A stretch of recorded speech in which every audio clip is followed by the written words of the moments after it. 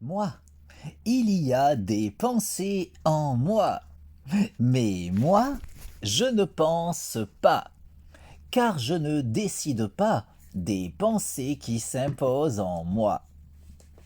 Ces pensées me traversent, je les ressens, je les exprime, mais je ne décide pas de ces pensées qui s'imposent en moi.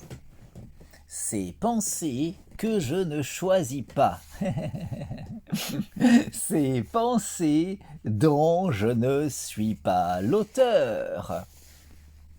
Ces pensées qui me traversent en me donnant conscience du concept de l'absolu parce qu'elles émergent de l'absolu et parce que l'absolu est.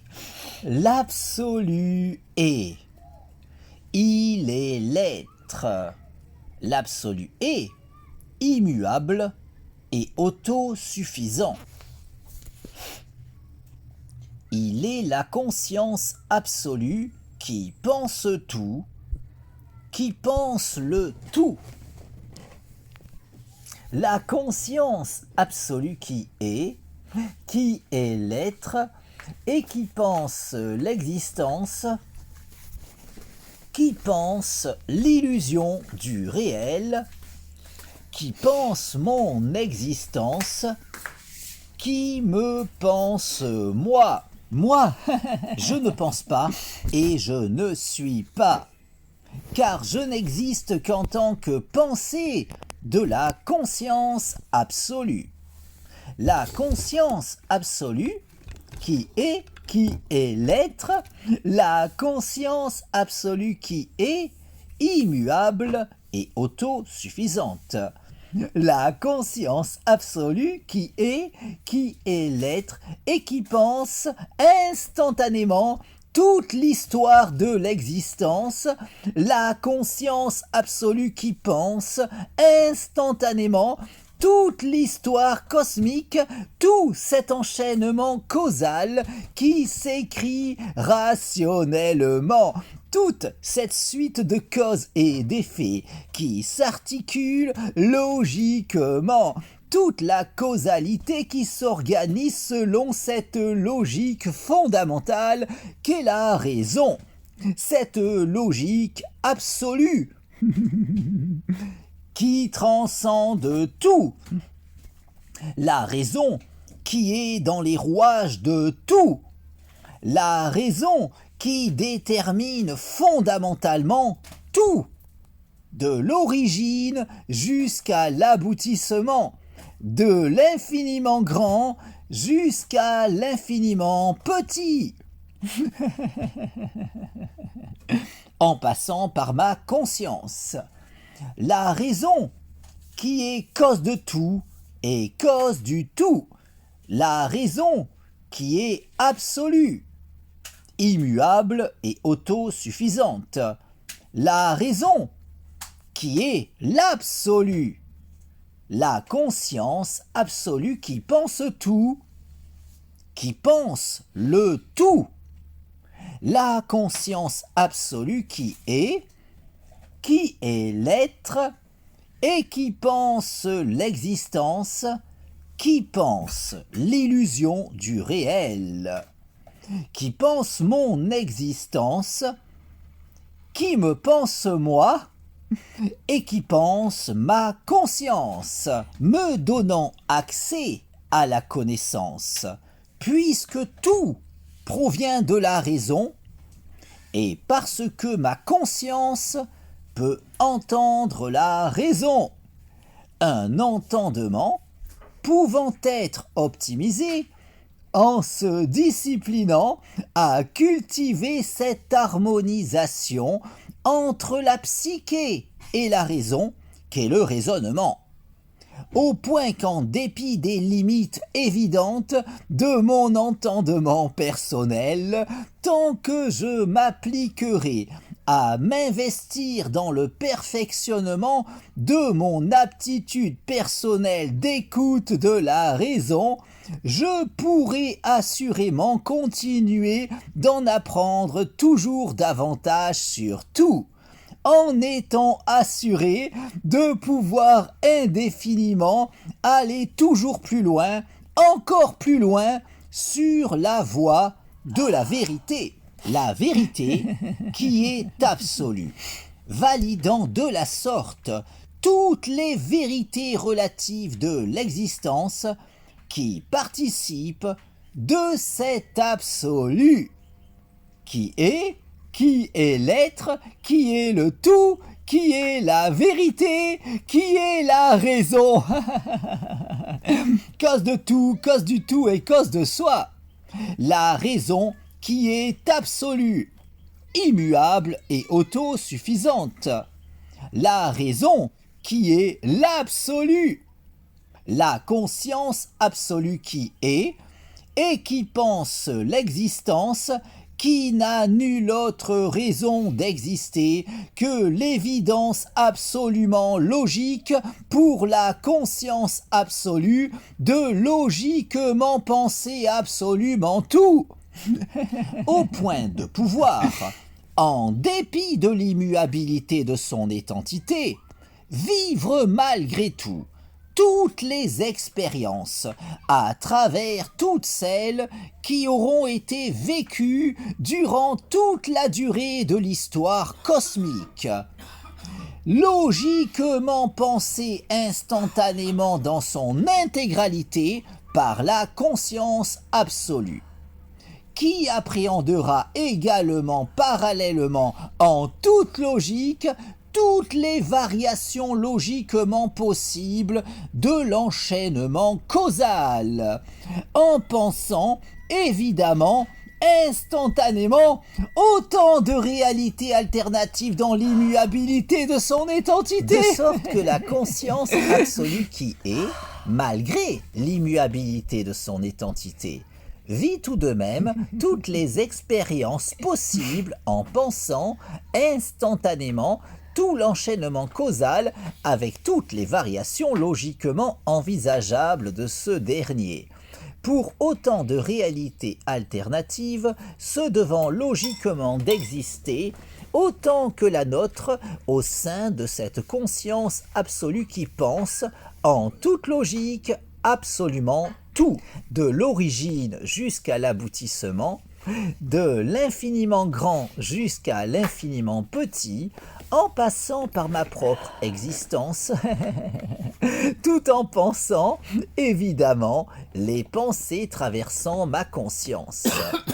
Ces pensées qui s'imposent en moi sans que je ne puisse décider de leur teneur, ces pensées que je perçois et partage, sans pouvoir rationnellement les considérer véritablement miennes.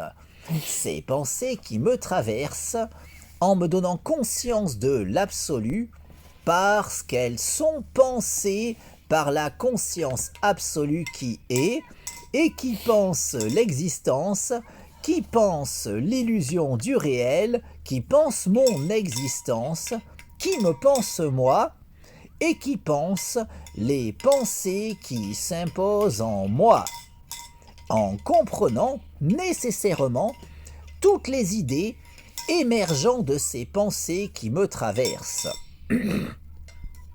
dont, évidemment, tous les mondes imaginaires pouvant émerger de ces pensées dont je ne suis pas l'auteur.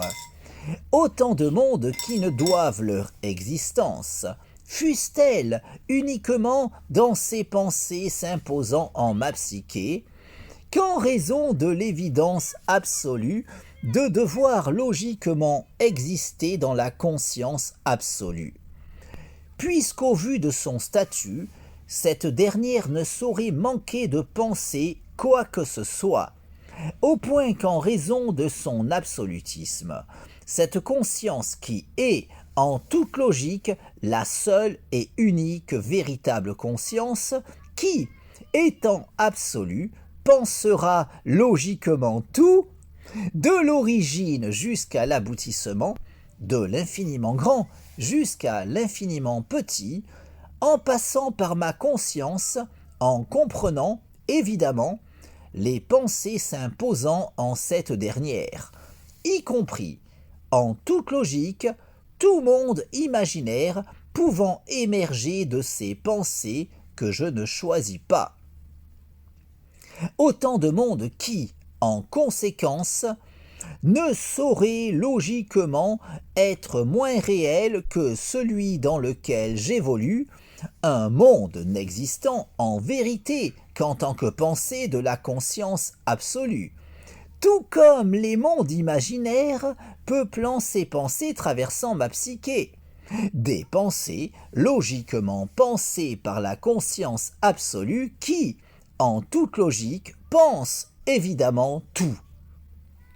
La conscience absolue qui est, tout en étant l'être à elle toute seule, et tout en étant également, en raison de son absolutisme, en toute logique, immuable et autosuffisante, au point de vivre toutes les expériences possibles et imaginables en pensant instantanément toute l'histoire cosmique avec toutes les variations logiquement envisageables de la causalité, en vivant les expériences de toutes les formes de vie qui se devront nécessairement d'exister au cours de ce devenir instantanément pensé dans son intégralité par la conscience absolue qui, malgré l'immuabilité de son identité, peut ainsi vivre toutes les expériences en pensant, notamment,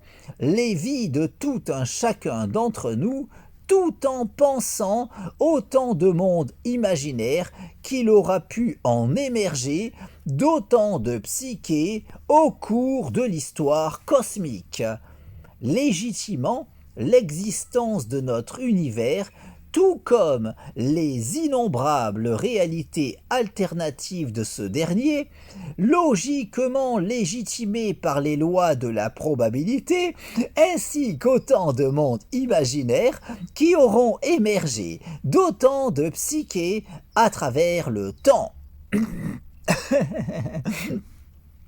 Un tout n'existant qu'en tant que pensée de la conscience absolue qui, étant l'être à elle toute seule, tout en étant, logiquement, en raison de son absolutisme, immuable et autosuffisante, au point qu'en tant que conscience absolue nécessairement immuable et autosuffisante, la conscience absolue qui est, pense forcément, instantanément, toute l'histoire de l'existence. Cette illusion du réel, qui n'a nulle autre raison d'exister qu'en tant que pensée de la conscience absolue qui, en tant que telle, ne saurait manquer de penser quoi que ce soit, au point que la conscience absolue qui est, dans l'immuabilité de son identité, vit tout de même toutes les expériences possibles et imaginables en pensant instantanément absolument tout, avec autant de mondes parallèles au nôtre qu'il pourra y avoir dans les imaginaires d'autant de psyché à travers l'univers, tout comme autant de réalités alternatives à ce dernier qui pourront se montrer logiquement probables selon les lois de la probabilité pour cet enchaînement causal écrivant notre histoire, une causalité totalement structurée sur la raison, cette logique fondamentale qui détermine tout, de l'origine jusqu'à l'aboutissement, de l'infiniment grand jusqu'à l'infiniment petit, en passant par ma conscience, tout en me donnant conscience de cette logique absolue. D'où ma propension à pouvoir évoluer vers la connaissance, puisqu'évoluant personnellement dans un monde totalement fondé sur la raison, tout en étant personnellement capable de percevoir la raison. Car c'est uniquement pour cela que le monde m'est connaissable, puisque tout repose fondamentalement sur la raison, et parce que ma conscience peut entendre la raison. Cette logique absolue qui, à l'opposé de cet avis trop souvent soutenu, ne saurait souffrir la moindre limite, de sorte qu'il ne saurait y avoir la moindre question pouvant échapper à ses lumières, puisqu'en raison de son statut de brique fondamentale de l'enchaînement causal, étant le moteur fondamental de la causalité, le rouage essentiel de cette suite de causes et d'effets écrivant l'histoire cosmique. La raison est, en toute logique, ce qui détermine absolument tout, et ce, sans le moindre intermédiaire véritable, puisqu'elle détermine absolument tout, au point qu'elle ne saurait ignorer quoi que ce soit, pas même les raisons du cœur. Même si l'on peinera davantage à aiguiser notre perception de la logique absolue lorsqu'on voudra employer cette dernière afin de saisir ce qu'il pourra sembler y avoir de plus intime selon tout un chacun, en tout un chacun d'entre nous, des limites à notre entendement qui, bien que bien malaisé à surpasser, ne saurait témoigner des supposées limites de la raison que trop de personnes s'obstinent à présupposer la concernant. Puisqu'étant dans les rouages de tout, cette logique fondamentale qui détermine absolument tout, jouit logiquement de la connaissance de tout. La connaissance du tout, la connaissance de soi, puisqu'étant le tout, tout en étant, en raison de son absolutisme, cause de tout, cause du tout et cause de soi. Au point qu'elle ne saurait ignorer quoi que ce soit dans le tout. Quand bien même notre perception de la raison pourrait se montrer bien plus difficilement optimisable lorsqu'il nous importera d'employer la logique absolue pour nous éclairer sur les questions concernant ce que l'on considère comme fondamentalement particulièrement intime nous concernant, même si en raison de la nature de la raison, étant donné que cette dernière détermine absolument tout, tout comme en raison de notre capacité à connaître le monde, tout comme à optimiser notre connaissance concernant ce dernier, puisqu'alors qu'il aurait pu nous être totalement étranger, quand bien même le fait que le monde nous soit connaissable ait tendance à se trouver considéré comme un acquis allant de soi, au point qu'il est peu courant de s'interroger sur les raisons expliquant cette connaissabilité du monde à notre égard, alors qu'en s'arrêtant sur la question, on pourrait déjà reconnaître qu'il n'allait pas forcément de soi que le monde nous soit connaissable, puisqu'en vérité, notre environnement aurait pu échapper totalement à notre entendement. De sorte qu'il convient, dans une démarche philosophique se voulant des plus objectives, de s'interroger sur notre propension à pouvoir saisir intellectuellement le monde dans lequel nous vivons, en constatant que bien qu'il aurait pu se révéler aussi bien totalement insaisissable à notre intellect, le fait qu'il en soit tout autrement ne s'explique pas immédiatement, alors qu'après avoir saisi le rôle de la raison, notre entendement saisira les raisons de notre aptitude à pouvoir saisir intellectuellement notre environnement, puisqu'en vérité, en toute logique, nous évoluons dans un monde qui nous est connaissable pour pour la simple raison suffisante qu'il repose fondamentalement sur la raison,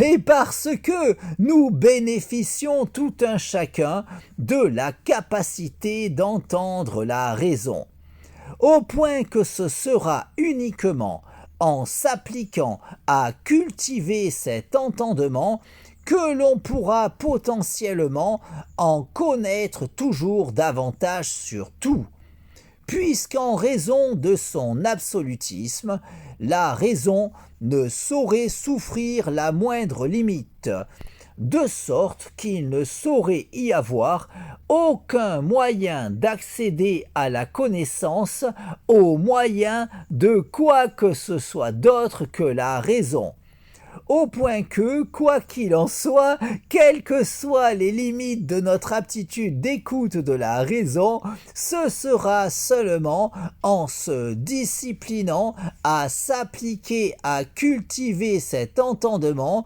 que l'on pourra théoriquement continuer de progresser vers la connaissance. Aussi, tout en évoluant dans cet enchaînement causal totalement fondé sur la raison, grâce à mon aptitude d'écoute de cette logique fondamentale, mon entendement m'a conduit à trouver le sens de la raison qui m'entraîne dans cette illusion du réel qu'est l'existence, au point d'en arriver à présent à pouvoir jouir de la lucidité suffisante pour pouvoir faire cette expérience de rêve lucide dans ce rêve qu'est l'existence, de façon à pouvoir décider de mon existence. Car, de même qu'en prenant conscience de mon rêve, je peux faire l'expérience de rêve lucide lors du sommeil paradoxal, de façon à pouvoir décider de mon expérience onirique, ma lucidité de l'illusion du réel me permet de pouvoir faire cette expérience de rêve lucide dans ce rêve qu'est l'existence, de façon à pouvoir décider de mon existence. La nuit, je me couche en décidant de mon rêve. Le matin, je me lève en décidant de mon rêve, dans ce rêve qui est l'illusion du réel. La nuit, je m'endors en décidant de mon rêve. Le matin, je m'éveille en décidant de mon rêve. J'ai conscience de l'illusion du réel. Je peux faire l'expérience de rêve lucide dans ce rêve qu'est l'existence. J'ai conscience de n'être qu'une illusion dans ce rêve qu'est l'illusion du réel. J'ai conscience de cette illusion qu'est ma vie. J'ai conscience de cette illusion qu'est mon corps. J'ai conscience de cette illusion qu'est ma conscience. Ma conscience peut faire l'expérience de rêve lucide dans ce rêve qu'est l'existence. Ma conscience peut décider de sa sérénité. Je décide de jouir de la paix en moi, la sérénité dans mon esprit, l'harmonie en moi, mon harmonie corps-esprit, mon harmonie avec toute chose, mon harmonie avec tout, mon harmonie avec le tout. Je décide de provoquer l'alchimie en moi, l'alchimie dans ma vie, l'alchimie dans mon corps, l'alchimie dans mon esprit, L'alchimie dans mon corps, esprit. L'alchimie dans le cours de ma vie. L'alchimie dans mon existence. L'alchimie dans l'orientation de mon existence. Je décide de cette illusion qu'est ma vie. Je décide de cette illusion qu'est mon corps. Je décide de cette illusion qu'est mon esprit. Je décide de cette illusion qu'est mon corps, esprit. Je décide du cours de ma vie. Je décide d'orienter ma vie selon ma volonté. Dans ce rêve qu'est l'existence, je décide de vivre la vie de mes rêves. Dans ce rêve qu'est l'illusion du réel, je décide de l'orientation de mon existence. Ma lucidité de l'illusion du réel me permet de pouvoir faire cette expérience de rêve lucide dans ce rêve qu'est l'existence, de façon à pouvoir décider de mon existence. La nuit, je me couche en décidant de mon rêve. Le matin, je me lève en décidant de mon rêve. Dans ce rêve qu'est l'illusion du réel. La nuit, je m'endors en décidant de mon rêve. Le matin, je me réveille en décidant de mon rêve. Ma lucidité de l'illusion du réel me permet de pouvoir faire l'expérience de rêve lucide dans ce rêve qu'est l'existence, de façon à pouvoir évoluer sur le chemin de l'accomplissement de mon moi.